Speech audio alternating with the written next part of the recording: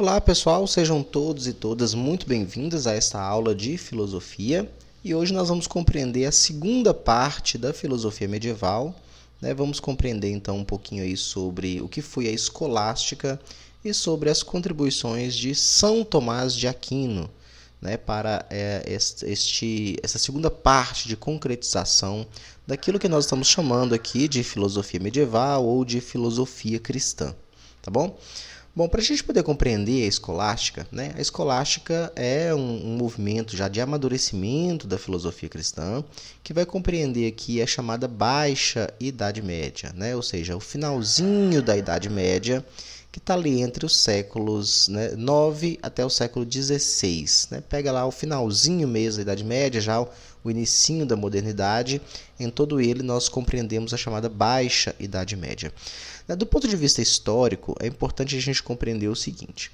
Desde o século V, né, com a queda do Império Romano, nós vamos perceber, né, uma alteração do ponto de vista político-militar, né, de toda a Europa. Né, com a queda do Império Romano, nós vamos ver o surgimento, né, dos chamados reinos bárbaros e vamos ver um processo de concretização, né, da sociedade, uma estruturação dessas sociedades, né, do ponto de vista vertical, com um ordenamento onde no topo da pirâmide, né, está lá o clero e está lá a nobreza. A Igreja Católica, então, né, durante todo esse processo, ela vai ter um papel fundamental neste quadro de organização da sociedade feudal, certo? Da sociedade feudal, da sociedade medieval como um todo. Contudo, né, aqui já no finalzinho da Idade Média, a gente começa a perceber um processo de tentativa de secularização da sociedade. O que é a secularização? Nós vemos, né, principalmente com o renascimento, né, da chamada urbanidade, né, o renascimento urbano, a partir ali do século IX, século X, século XI, né, nós vamos ver um desejo, uma vontade, né, desta elite secular, ou seja, essa elite que não está dentro da igreja, né, mas que está entre os nobres e por aí vai, o desejo de uma volta, né, por uma autonomia da razão, uma autonomia do pensamento. Nós vamos compreender que durante todo o processo da Idade Média, né, nós vimos lá com Santo Agostinho essa necessidade de conjugação da ideia de fé com a ideia de razão. A filosofia cristã ela se faz dentro deste parâmetro, né? É a religião cristã, são os pilares da fé da religião, aquilo que monta a ideia de religião, né, que será organizado com bases, né, com princípios racionais. Nós vamos ver em Santo Agostinho a utilização dos textos pagãos, né, os chamados textos pagãos de Platão, né, a ideia de mundo das ideias, de mundo sensível que nós já estudamos. Isso será muito útil para a construção da filosofia cristã, e isso a gente está falando lá da patrística, né, das contribuições de Santo Agostinho. Durante o tempo, nós vamos ver o seguinte, que esta harmonização existente entre fé e razão, ela começa a se dissolver, ou começa a se quebrar, né, ou começa, pelo menos, a aparecer, né, alguns ideais que poderiam trazer uma ruptura entre a ideia de fé e a ideia de razão. Né? Nós vamos ver aí com o renascimento urbano, né, várias ameaças de ruptura da ideia de unidade, né, da igreja, né? Algumas heresias. Né? Tudo isso vai anunciar um novo tempo de contestação e debates, né, entre esses reinos, né, que vai exigir uma resposta da Igreja Católica, que vai exigir uma resposta, né, destes monges, desses intelectuais da filosofia cristã. Então a gente verá o nascimento aqui da chamada escolástica, né, que vai ter a pretensão de criar uma maior harmonização entre fé e razão.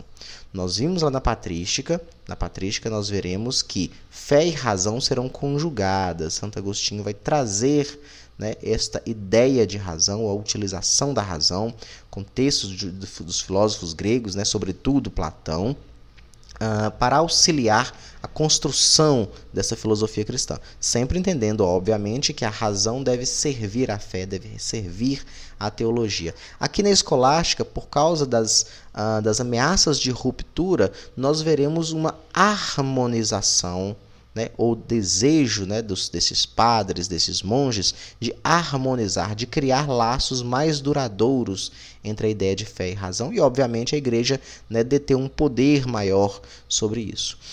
Quando a gente fala escolástica, obviamente que a gente lembra da palavra escola, né, e isso não é uma coincidência, tá certo? A escolástica, ela é precisamente o nascimento das escolas. Ela diz respeito ao nascimento das escolas, né? E nós veremos aí nos séculos XII, a partir do século XII, né? A grande criação de universidades específicas, né? Em toda a Europa, né? Não significa que as universidades foram criadas pela escolástica, mas nós veremos que a partir do século XII, né, já existiam algumas universidades que foram criadas até o século XII, né, lá em Lisboa já tinha, em Coimbra, né, Treviso na Itália, Praga, já existiam algumas universidades. Contudo, nós veremos que a partir do século XII, diversas outras universidades serão criadas, né, uma quantidade grande de universidades, Oxford, Cambridge, Universidade de Roma, Nápoles, Salamanca, lá em Palência e por aí vai. Né, serão uma quantidade muito grande de universidades que serão criadas com este intuito teológico. Obviamente que essas universidades não ensinavam apenas sociologia, teologia e filosofia, né? Vai ensinar também física, vai ensinar direito, vai ensinar matemática, né? Mas veja que todo este ensinamento, eles resguarda um controle da igreja, né? Um desejo de controle da igreja para a harmonização ou para... No máximo, né, se estamos aqui lidando com a razão, né, ou com outros elementos da razão, que esta razão ainda esteja subserviente à ideia de fé. Controle das heresias, né, o controle de ditos ou de preceitos que iriam contra a fé, contra os dogmas da igreja, então eles serão suplantados, né? E a escolástica, ela vai ter este padrão, ela vai ter essa concepção, né? Então nós vemos principalmente que essas universidades trazem a ideia de uma educação romana, e aí por romana a gente leia católica, né? Vaticano, a gente está falando aí da Praça de Pedro, né? Estamos falando do poderio da Igreja Católica, né? Então, nós vimos baixa Idade Média, começa um processo de secularização, ou seja, né, ameaças de ruptura da unidade da igreja, várias, né, heresias, ou seja, é uma tentativa, né, da razão de se sobrepor à fé, né, diversos estudos, né, é uma vontade de autonomia do pensamento, e nós veremos então que essa secularização ela cria uma ameaça de ruptura da unidade da igreja, né, há algumas ideias que serão consideradas heréticas porque iriam contra esses dogmas da igreja, os dogmas da fé católica. Então nós veremos uma reação, né, e isso vai ser constituído naquilo que nós chamamos de escolástica, certo? Harmonização entre fé e razão. Esta conjunção já existia desde a patrística. Aqui na escolástica nós teremos um renascimento desta harmonização entre fé e razão. Vamos falar então um pouquinho sobre São Tomás de Aquino, né, considerado um dos doutores da igreja, né, talvez considerado um dos grandes ou o maior de todos os santos da igreja católica no que diz respeito às doutrinas da igreja católica, né? São Tomás de Aquino, que nasceu em 1225, faleceu em 1274, ele tem um livro, né, talvez considerado a maior de todas as obras teológicas da humanidade até hoje, né, chamado A Suma Teológica, que foi escrito mais ou menos entre 1265 a 1273. Né? A Suma Teológica é um livro, né, um livro muito grande, né, que vai conter alguns dos grandes preceitos daquilo que a gente hoje, né, tem de forma fortificada como boa parte das doutrinas da Igreja Católica. E a Suma Teológica é uma adaptação da filosofia de Aristóteles ao cristianismo. Olha só, lá na patrística, quando a gente estava estudando, né, o início da Igreja Católica, o início do cristianismo, né, como um todo, na verdade, século II até o século V, né, e nós veremos aí no século V a figura de Santo Agostinho, nós veremos que Agostinho de Hipona ele vai conseguir, né, criar uma adaptação da filosofia de Platão ao cristianismo. Tá certo? Então guardem isso. Santo Agostinho ele faz uma adaptação da filosofia de Platão ao cristianismo. São Tomás de Aquino, com a Suma Teológica, ele vai fazer uma adaptação da filosofia de Aristóteles ao cristianismo. Então, lembra quando a gente estava estudando lá a filosofia clássica, né, filosofia grega?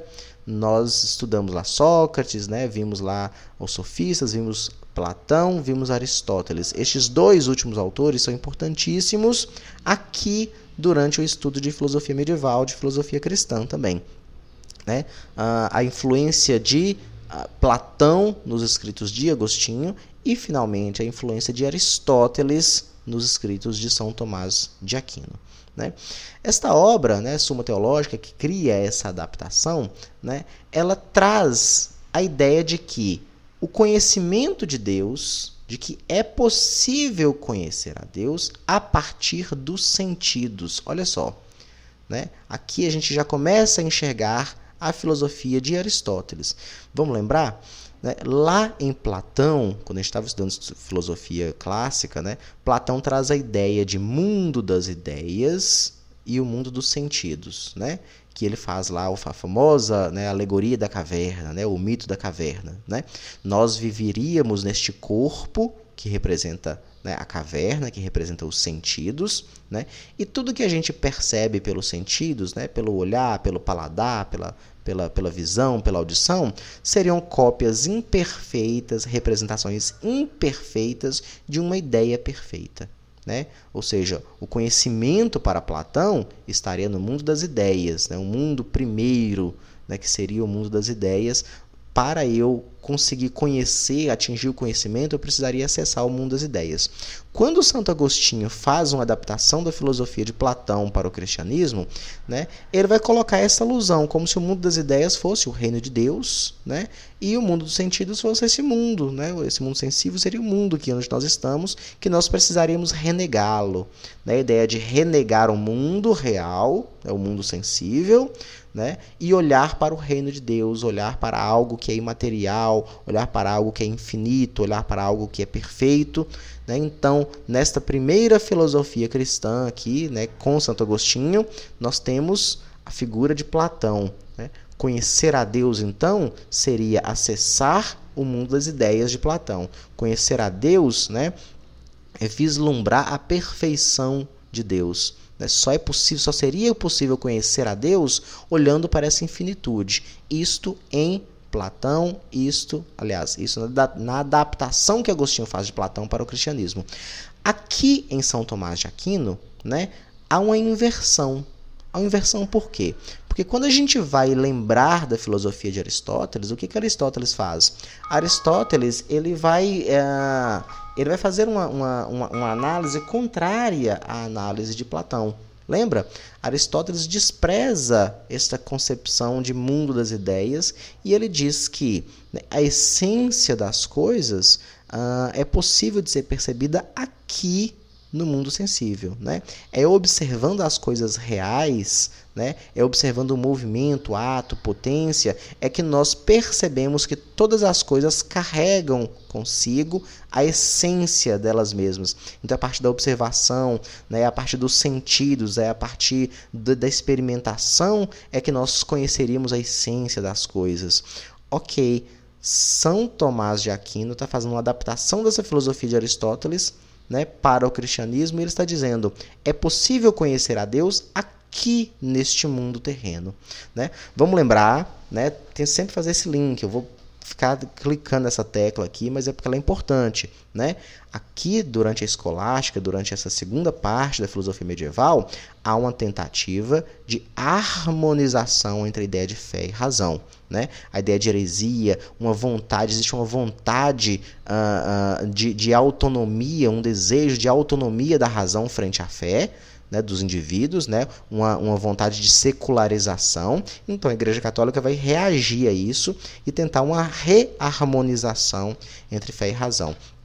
Então veja, se as coisas terrenas elas estão ganhando importância, então a Igreja ela vai se adaptar a isso, né? Então ela vai dizer, olha, é possível conhecer a Deus a partir daqui, deste mundo sensível, né? A partir dos nossos sentidos, nós somos capazes de conhecer a Deus, ou pelo menos somos capazes de experimentar, de sentir a Deus e por aí vai. Não seria necessário, né, ficar olhando para a infinitude para conhecer a Deus, porque Deus estaria em tudo. A ideia de onisciência, né, de onipresença de Deus, então tudo isso vai estar lá na Suma Teológica. Neste livro, né, além disso, São Tomás de Aquino ele traz, né, finalmente, isso é bastante importante, sempre cai no vestibular, né, as chamadas 5 vias racionais, né, que comprovariam, através da metafísica, né, a existência de Deus. Isso aqui vai ser bastante importante. Depois de todo um raciocínio dogmático na Suma Teológica, São Tomás de Aquino faz um exercício, né, um exercício de análise das coisas terrenas, certo? E neste exercício ele traria, né, as chamadas 5 vias que provariam a existência de Deus. E estas são as chamadas 5 vias, né? A via do movimento, a via da causa eficiente, a via da contingência, né? A via dos graus de perfeição e a via da causa final, ou chamada também de teleológica. Vamos analisar um pouquinho de cada um agora. A via do movimento, né, lembra bastante também a filosofia de Aristóteles, quando Aristóteles vai falar sobre o primeiro motor. Lembra? Aristóteles diz o seguinte, que tudo que existe no mundo, tudo que existe no mundo está em um devir, tudo que existe no mundo está em um movimento a partir da ideia de ato e potência, né? As coisas se apresentam para a gente de formas diferentes, né? Que é o ato, né? Ou seja, uma coisa se apresenta agora de uma forma, pode ser que depois ela se apresente de uma outra forma. A forma como as coisas se apresentam para a gente, o ato, né, traz em si a ideia de potência, que são as potencialidades do que aquilo pode vir a ser. Né? Uma coisa está representada de uma forma, mas ela tem o potencial de ser uma outra coisa. Eu já expliquei para vocês, por exemplo, uma tábua de madeira, né, se apresenta para mim como uma tábua de madeira, mas ela tem a possibilidade de se tornar uma cadeira, de se tornar uma mesa, de se tornar uma ferramenta, sei lá o que mais que uma tábua de madeira pode se tornar. Né? Então tudo está em um movimento, se apresenta de uma forma, mas pode vir a se tornar uma outra forma. Uma tábua de madeira pode se tornar uma cadeira, pronto, virou cadeira, o carpinteiro foi lá e fez a cadeira. Agora o ato foi atualizado, né? Agora eu tenho uma cadeira, mas ao mesmo tempo eu tenho a possibilidade que aquela cadeira pode se tornar várias coisas. E ela, neste movimento, né, neste devir, ato e potência, existe uma essência que não se altera. Né? E aí Aristóteles, né, ele tem essa concepção de que tudo está em um movimento, só que nada está em movimento por conta própria, né? Tudo que está em movimento foi colocado em movimento por alguma coisa anterior. Então, se nós regressássemos, né, nós fizéssemos esse movimento regresso de entender qual que é o primeiro movimento, chegaríamos à ideia do que Aristóteles chama de primeiro motor ou motor imóvel, que seria uma coisa que movimenta todas as outras. Né? Por exemplo, uma cadeira já foi uma tábua, que já foi uma árvore, que já foi uma semente, que já foi um fruto, sei lá o que, né? Tudo está em ato, né? Ato e potência. Mas se eu chegar no final, voltar, né, lá no início de tudo, existiria para Aristóteles uma coisa que movimentaria todas as outras e que seria imóvel. Né? Então Aristóteles traz essa ideia de primeiro motor. Aristóteles não diz que é Deus, mas São Tomás de Aquino vai dizer que é Deus.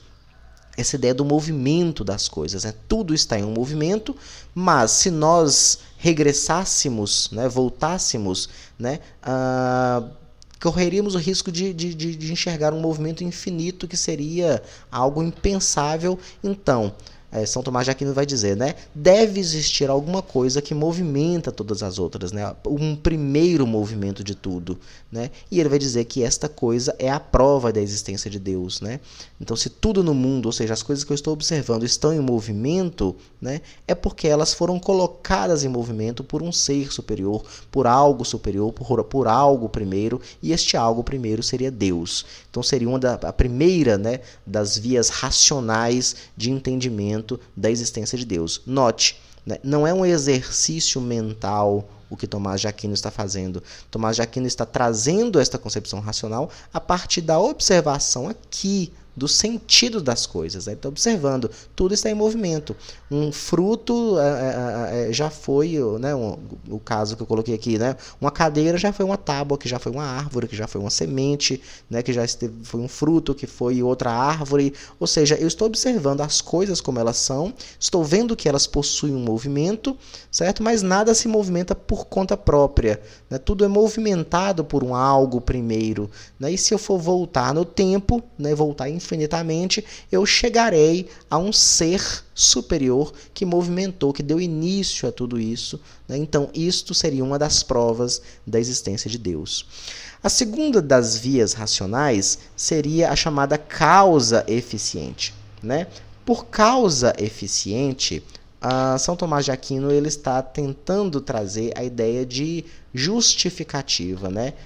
Seria um porquê das coisas, né? Nada existe sem que tenha um porquê, né? Se lá na ideia do movimento, né, eu tenho a pergunta o que movimenta as coisas, aqui na causa da eficiência diz respeito ao porquê as coisas são movimentadas, né?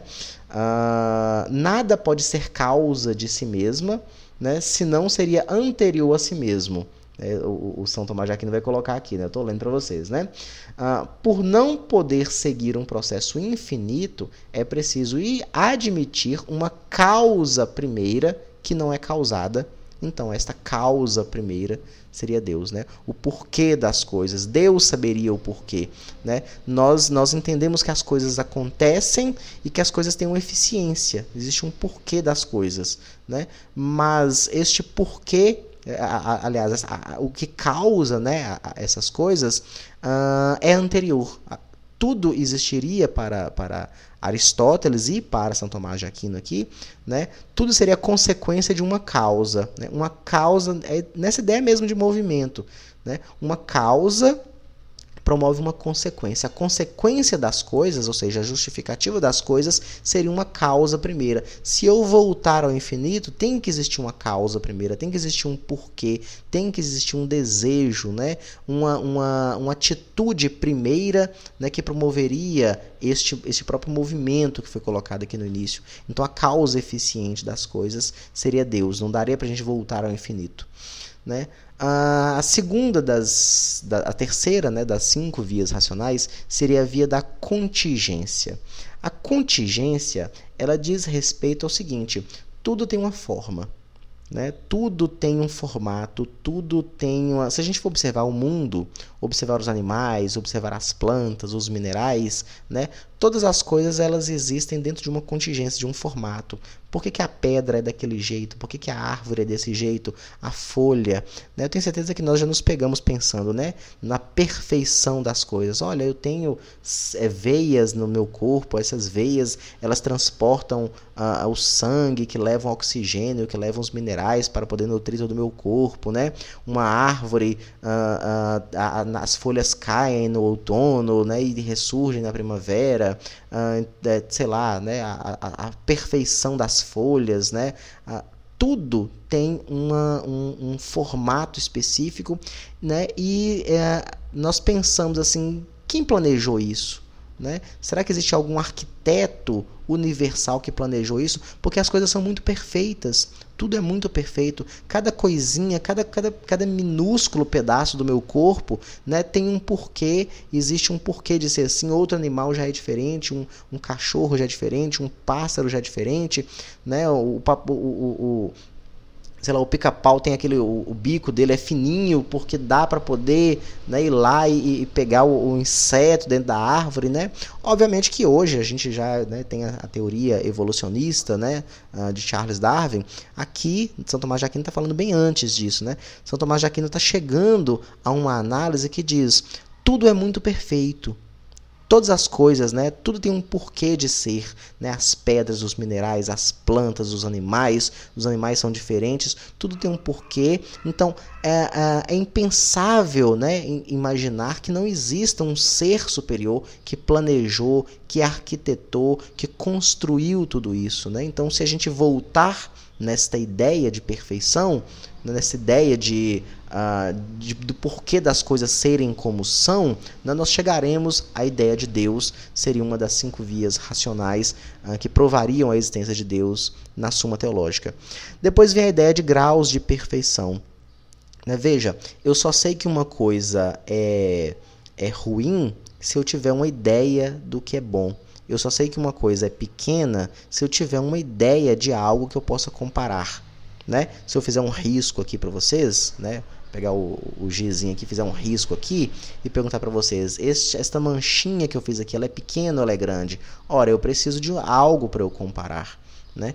Então ele vai dizer que tudo, São Tomás de Aquino vai dizer que tudo tem um grau de perfeição específico, certo? Contudo, nada é o perfeito do perfeito, né? Então existiria algo que seria a suma perfeição de tudo, né? O 100% perfeito, algo que seria o elemento de comparação universal de tudo, né? E este elemento de comparação universal de tudo seria Deus, né? A ideia de nada precisa de uma ideia de tudo, né? A ideia de pequeno precisa de uma ideia de grande, né? Então, observando as coisas como elas são, eu preciso de uma comparação, né? Ele vai dizer assim, ó: todos os seres têm graus diferentes de perfeição, qualidades que podem ser comparadas, né? Mas só um ser teria o máximo de perfeição, ou seja, o máximo de realização de atributos e qualidades, né? E este ser teria que ser Deus, teria que ser um ser superior, né? Todo o restante, então, estaria na média da comparação a este ser perfeito, que seria Deus. E, por fim, ele vai falar sobre a causa final, né? Que é o sentido de tudo. É teleológico porque diz respeito ao que está depois, né? Diz respeito ao que está distante, ao final, ao finalmente de tudo, né? É um argumento teleológico a causa final, né? Toda natureza tem uma finalidade. Tudo tem um propósito, né? Caso contrário, não haveria ordem.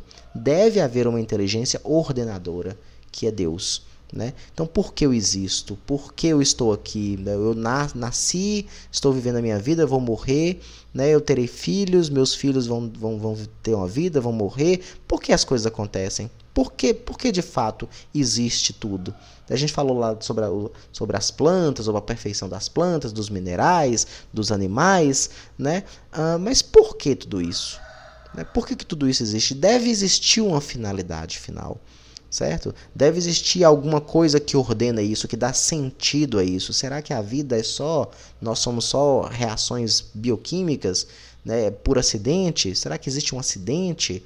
Né? Então deve existir, as coisas têm que ter um sentido, né? Então, obviamente que o São Tomás de Aquino ele vai trazer de forma bem mais elaborada, né, todas essas explicações. O livro A Suma Teológica é um dos livros mais importantes da filosofia cristã, um dos livros mais importantes da teologia, né, de constituição dos dogmas da Igreja Católica, né? Tem um Papa, acredito que Pio XII, não sei, não vou lembrar agora qual é o Papa, que vai dizer que a Suma Teológica é você enxergar o céu da terra, né? Seria a obra mais perfeita já criada por um ser humano, né? Não à toa, São Tomás de Aquino é considerado um doutor da Igreja Católica. Ele e o próprio Santo Agostinho também, né? Obviamente, né? Nesse momento aqui de constituição da filosofia cristã, que vai levar esses 1000 anos aqui, né? Que é a Idade Média, né? Mais de 1000 anos, quase 1500 anos, que é a Idade Média, né, da constituição própria da Igreja Católica.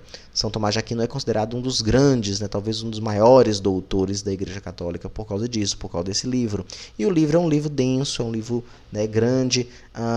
No livro A Suma Teológica tem um matemático que fez um cálculo, né, que existe 1,5 1,5 vezes muito mais palavras e muito mais letras do que toda a obra de Santo Agostinho, toda a obra de Platão e de Aristóteles juntas. Então é uma obra muito densa, a obra de São Tomás de Aquino, a Suma Teológica. Ele vai explicar isso aqui, obviamente eu expliquei de forma muito resumida, né? Existe uma análise mais bem feita no livro, né? A gente teria que ler o livro para ter essa concepção. Mas, de forma geral, então, São Tomás de Aquino, com a obra A Suma Teológica, ele traz uma adaptação da filosofia de Aristóteles ao cristianismo, que diz respeito à ideia de que é possível conhecer a Deus a partir dos sentidos, a partir da observação daqui do mundo. Se enquanto Agostinho de Hipona nós temos a ideia de que o mundo tem que ser renegado e temos que observar o reino dos céus, que é um reino imaterial, que está por vir, em São Tomás de Aquino, né, a gente não despreza a existência do reino de Deus, ele não despreza isso, tá bom? São Tomás de Aquino ele não faz isso, mas ele diz que é possível aqui nos sentidos, né, a partir dos nossos sentidos, a partir da nossa experiência material, da nossa experiência terrena, é possível conhecermos a Deus. Deus permitiria isso, aquela ideia de verdade revelada, né? Deus permitiria, porque Deus está em todo lugar. Então não é preciso apenas orar. A oração é importante, né? O reino de Deus é importante, mas é possível conhecer, é possível saber da existência de Deus, né? Conhecer a Deus aqui, observando as coisas terrenas, observando o mundo, que também seria a criação de Deus. Então isso vai ser bastante importante para a constituição da filosofia medieval. Tá certo? Era só isso que eu queria tratar com vocês. Se tiver alguma dúvida, entre em contato comigo. E é isso aí, bons estudos.